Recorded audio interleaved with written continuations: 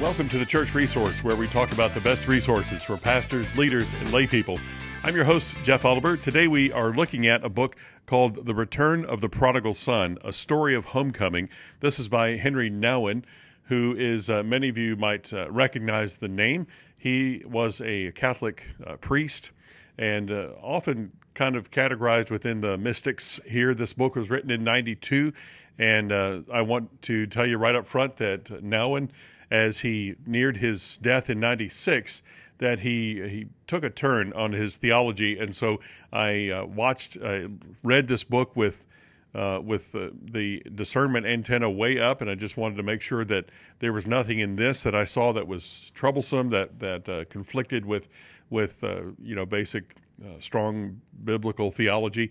And so in this book, I do not find anything like that. I find a great example of just him unpacking the story of the prodigal son and just his examination of it, his connection with each of the characters who we find in that story of the prodigal son, a familiar story found in Luke 15.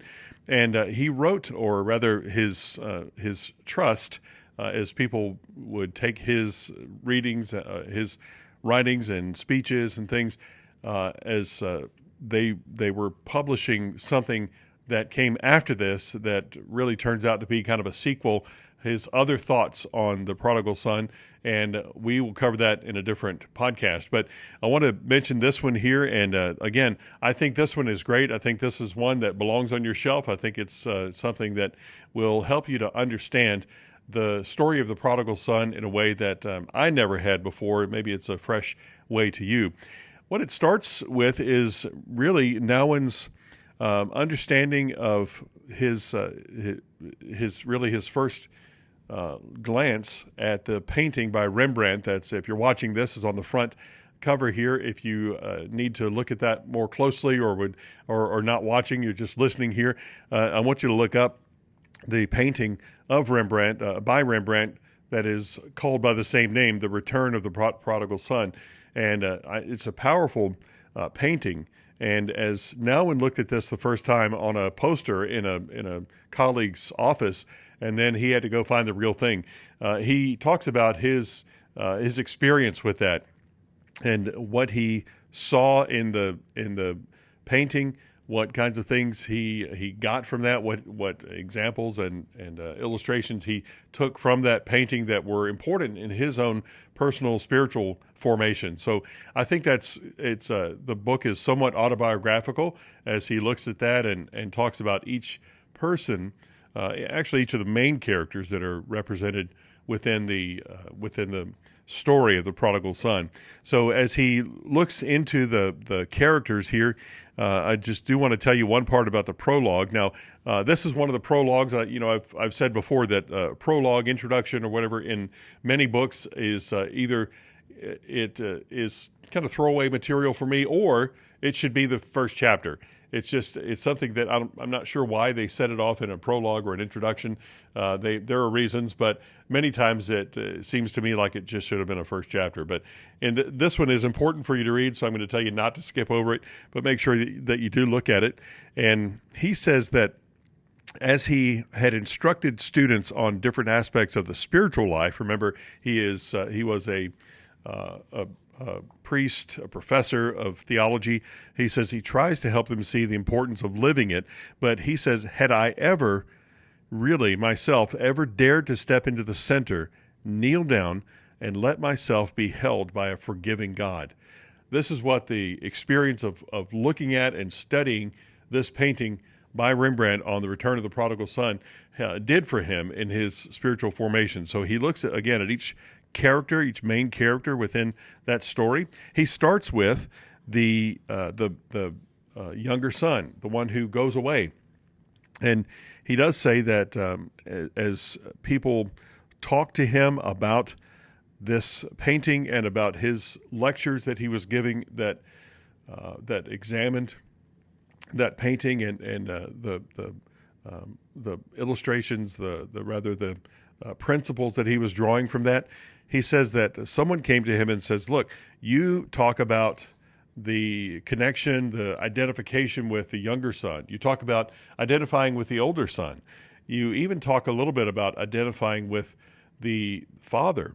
But here's the part that I really took away from this book, and that I think is a powerful way to look at it. And having heard multiple sermons on this, having even preached a sermon on this, I think that is a new way for me to look at this story again in Luke 15 that we see, and that's to see yourself as the Father, to see yourself as really each of the characters, but ultimately as the Father within that story of the prodigal son, because we are to emulate Christ. We are to emulate the unconditional, welcoming, forgiving love of our Father. And that's really his takeaway from his study of this painting and of that story. So that's new to me. I think that it's going to be presented in a way that is that might be new to you, or at least fresh to you. It's in a way that you can then, I think, be stronger as you talk about, as you think through that story for yourself. So he was challenged to do that, to think about this in a way that you become in that story. Think of yourself in that role as the Father, welcoming back someone who has strayed away from their faith, from everything they knew in life, from everything that was comfortable, went off into a foreign land and wasted their inheritance and such, and then come back as a prodigal back into the arms of that ever-loving, welcoming Father. So that's the part that I took away from that. I want to mention a couple of other things about this, that as he looks into the story, the part about the younger son, he says that if he were to keep running around asking, "Do you love me? Do you really love me? Do you love me?" to all the people who were important in his life, and he says that's really the question from the younger son. That's the mindset of a son who would do that, is to just wonder if someone loves him, and recognize that the love that you receive, the love that maybe this younger son, if this is a parable about all of humanity, then and it is, then maybe that son was looking for love, as the song says, in all the wrong places. That he was finding there were conditions on the love that he would receive from anyone else except the Father, and he had to go to live a difficult life in order to learn that. This is one of the things that Nouwen takes away from the book, and that he points out in it. It talks about how that can help you to be or make you be hooked on the world. And yes, as he used that word hooked, he talks about addictions, seeking satisfaction in the wrong things and the wrong people, in the wrong situations and experiences in life, looking for that kind of satisfaction, looking for that kind of love in any place except the relationship with God. So I thought that was a powerful way to think about this story. He talks about Rembrandt's portrayal of the Father as an irresistible power, he calls it, and that as he talks about the Father there, who is embracing his son, who is obviously so thrilled that his son has returned, as we see it even in the story. This is my son whom I love. He wouldn't let him continue his speech that he had rehearsed to be able to apologize to his father. His father just welcomes him back in. That's pointed out, or that's very well demonstrated here in the painting. And so Nouwen talks about that, and then again about seeing ourselves as that welcoming Father, and to embracing somebody who is especially returning to the faith, and returning and understanding that unconditional love, that divine love that we ought to have for others, especially those who have been in our care. So this is a book that, again, as I looked at it, I didn't see any of the red flags, didn't see any difficulties in this that you might notice in other Nouwen books.